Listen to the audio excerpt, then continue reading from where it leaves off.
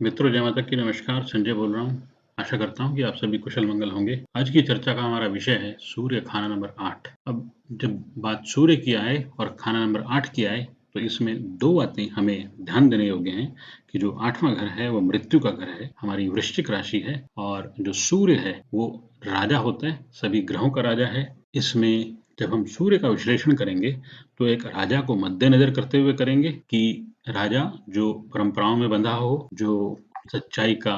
साधक हो, तभी सूर्य की जो चर्चा है वो मुकम्मल हो पाती है। और सूर्य एक अग्नि तत्वीय ग्रह है, जो 8वां भाव है। कालपुरुष की कुंडली के हिसाब से वो जल तत्वीय राशि होती है, ये जल तत्वीय भाव है और 8, 4 और 12 भाव मिलते हैं। तो इसको मद्देनजर रखते हुए भी हम 8वें भाव के किसी भी प्लैनेट का जो फलित तैयार करते हैं वो इसको मद्देनजर रखते हुए भी करेंगे। और दूसरा मद्देनजर जो 2 चौकोर हैं हमारे जो लाल किताब की फरमान नंबर 10 में जो चौकोर का वर्णन किया गया है, तो उसमें एक चौकोर है कि 1, 8, 11 और 7 वाला, यानी कि पहला भाव राजा का है, 8वां भाव दृष्टिकोण का है, उस राजा का दृष्टिकोण है, 11वां भाव उस राजा के कदम हैं और जो 7वां भाव है उस राजा की सेना है। तो इसको मद्देनजर रखते हुए भी करेंगे कि 8वें भाव में जो बैठा हुआ प्लैनेट है,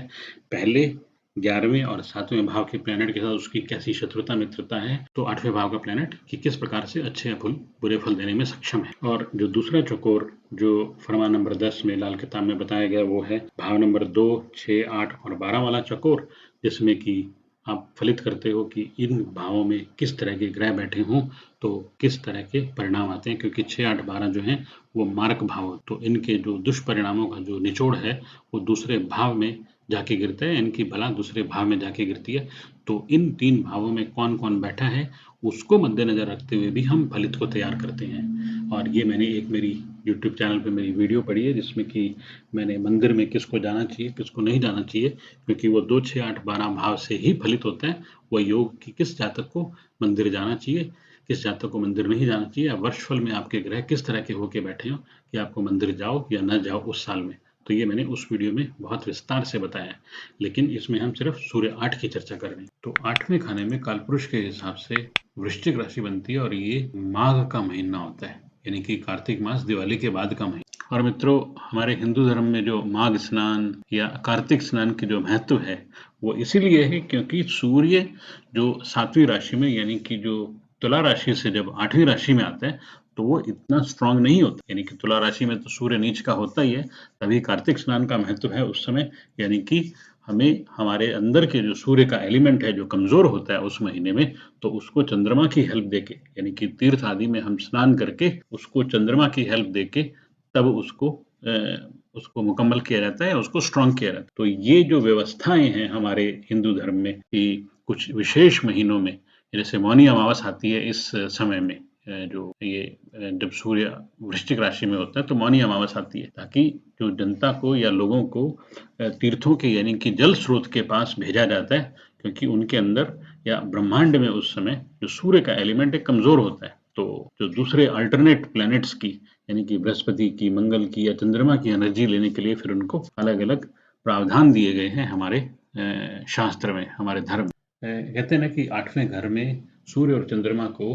मृत्यु का दोष नहीं लगता, क्योंकि 8वां घर मृत्यु का घर है। जैसे कि दूसरे घर में कोई ग्रह नीच का नहीं होता, 8वें घर में कोई ग्रह उच्च का नहीं होता, क्योंकि ये मृत्यु का घर है, यानी कि मृत्यु के भाव में किसी ग्रह को भी उच्चता प्राप्त नहीं होती। परंतु सूर्य क्योंकि आत्मा का कारक है और आत्मा को मृत्यु का दोष नहीं लगता, इसलिए इस भाव में बैठा हुआ सूर्य अगर अच्छा होके बैठ जाए तो कहते हैं कि इंसान को कुछ तिलिस्मी गैबी ताकतें मिलती हैं, यानी कि ऐसे इंसान की ऑरा, क्योंकि वो आत्मा का कारक है, तो ऐसे इंसान की आत्मा में इतना आत्मिक बल होता है कि वो अगर किसी मरणासन व्यक्ति के पास खड़ा हो जाए तो उसकी मृत्यु के दोष को भी रोक लेता है, या उसकी मृत्यु को पोस्टपोन कर देता है, या उसको मौत नहीं आने देता। तो इतना बल होता है, इतना आत्मिक बल होता है ऐसे सूर्य 8 वाले इंसान के अंदर। लेकिन 8 वाला इंसान जो अपने दुनियावी कर्म है, यानी कि जो उसकी लग्जरी लाइफ है या कुछ इस तरह की चीजें हैं, उसमें वो इतना बढ़िया नहीं हो पाता। इस कॉन्टेक्स्ट में लाल किताब में खास तौर पे लिखा हुआ है कि ऐसा इंसान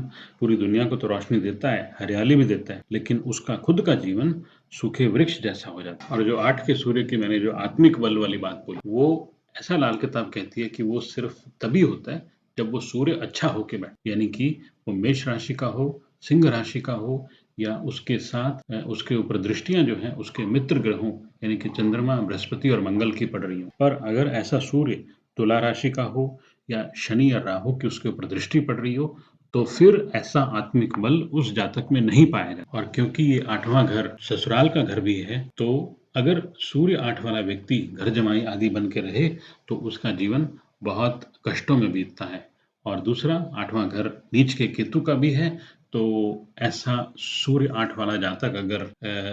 केतु के जो संबंध हैं, यानी कि कुत्ता पाल ले या जो 3 दुनियावी केतु हैं, जीजा, साला आदि आदि, अगर उनके साथ संबंध रखे बहुत ज़्यादा या किसी भी प्रकार का उनके साथ संबंध रखे, तो फिर भी उसको बुरे परिणाम आते हैं। और एक बात 8 के सूर्य के लिए बोलेगी, क्योंकि ये पोस्ट मैरिटल अफेयर्स का घर है। जैसे कि जो छठा घर है वो आपका प्री मैरिटल अफेयर्स का घर होता है, 7वां घर आपकी गृहस्थी का घर होता है, इसी तरह 8वां घर जो है पोस्ट मैरिटल अफेयर्स का घर होता है। अगर इस प्रकार का जातक अगर अपना शुक्र किसी तरह से खराब कर ले, तो फिर उसको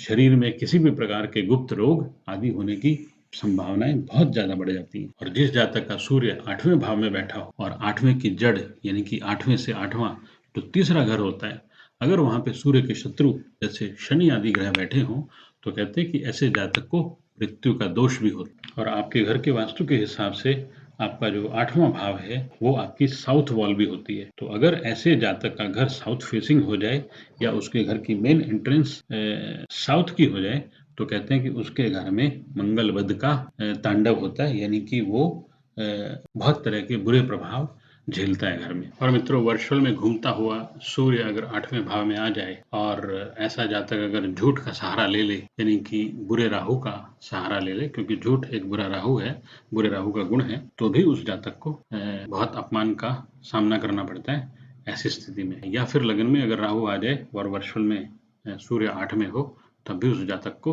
बुरे परिणाम भुगतने पड़ते। और दूसरा जो सूर्य का शत्रु शुक्र है, अगर लगन में शुक्र आ जाए और वो जातक शुक्र लगन में हो वर्षफल में, और जातक अगर किसी प्रकार की कबूतरबाजी या औरतों के साथ अवैध संबंध का अगर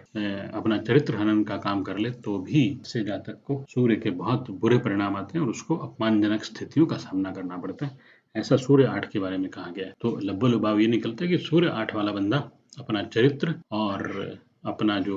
व्यवहार है उसमें बहुत ज़्यादा उसको सात्विकता बरतनी पड़ेगी, तभी आप सूर्य 8 के दुष्परिणामों से बच सकते हो। और एक चीज़ मित्रों देखने में आई, और ये मैंने मेरी एक जो रसोई को लेके मैंने एक वीडियो बनाई है कि रसोई में जिस प्रकार के वास्तु दोष या रसोई को लेके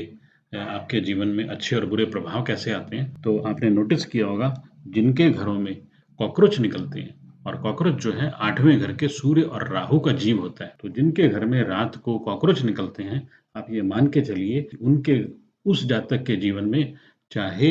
सूर्य ग्रहण ना हो, लेकिन सूर्य ग्रहण के इफेक्ट आते हैं। सूर्य का पितृ ऋण ना भी हो, लेकिन सूर्य के पितृ ऋण के असर आते हैं। तो उसको इस चीज को बहुत ध्यान देना चाहिए और इसका उपाय करना चाहिए, यानी कि उन कॉकरोचेस को घर में नहीं आने देना चाहिए। और उपाय के तौर पे ये तो एक बहुत सामान्य सा उपाय है कि क्योंकि 8वां घर शमशान का है और तांबे का सिक्का सूर्य और मंगल का आशय है, तो जो जो सिक्का है अगर हम जलती चिता में डालें या शमशान भूमि में फेंकें, तो उससे सूर्य 8 के जो बुरे असर हैं उनमें भी आराम मिलता है। लेकिन अगर 8वें घर का सूर्य बहुत बेकार होके बैठा हो, तो उसको फिर आप दूसरे घर में पहुंचाओ, यानी कि मंदिर में सूर्य के आशय यानी कि गेहूं आदि का दान किया जाए। और अगर शुक्र खराब होने की वजह से सूर्य खराब हो जाए और शरीर में बीमारियों का घर हो जाए, तो ऐसे जातक को लाल गाय की सेवा करनी चाहिए। ये मैंने मेरी जो 12 भाव में गाय को लेके एक वीडियो है मेरे YouTube चैनल पे, उसमें भी मैंने इसका विस्तृत विवरण दिया। और एक बहुत बढ़िया उपाय मित्रों मैंने देखा और इसके बहुत अच्छे परिणाम आते हैं कि 8वें घर का अगर सूर्य खराब होके बैठा हो, तो ऐसा जातक अगर जेल में, यानी कि जो जेल होती है उसमें अगर चूरमा या हलवा बनवा के अगर उसको बंटवाए, तो 8वें घर के सूर्य के जो दुष्परिणाम हैं या बुरे परिणाम हैं उनसे बहुत हद तक राहत मिलती है। तो मित्रों, मैं हमेशा कहता हूं कि आप अपने अच्छे बैठे हुए प्लैनेट्स को बुरा भी कर सकते हो और बुरे बैठे हुए प्लैनेट्स को अच्छा भी कर सकते हो। अगर आप अच्छे बैठे हुए प्लैनेट्स के व्यवहार को अपना लो और जो बुरे बैठे हुए प्लैनेट्स हैं उनके बुरे व्यवहार को से बचो तो आप अपने ग्रहों को अच्छा भी कर सकते हो और बुरे ग्रहों के बुरे प्रभाव से भी बच सकते हो। अगर आपको मेरे चैनल का कंटेंट अच्छा लग रहा हो तो प्लीज़ इसको सब्सक्राइब ज़रूर कीजिएगा और अपने मित्रों के साथ शेयर ज़रूर कीजिएगा ताकि हम ज्योतिष के इस ज्ञान को सब तक पहुँचा सकें। तो ये था हमारा सूर्य खाना नंबर 8 के ऊपर छोटा-सा विवरण। आप सभी प्रसन्न रहें, खुश रहें, आबाद रहें। फिर मिलेंगे।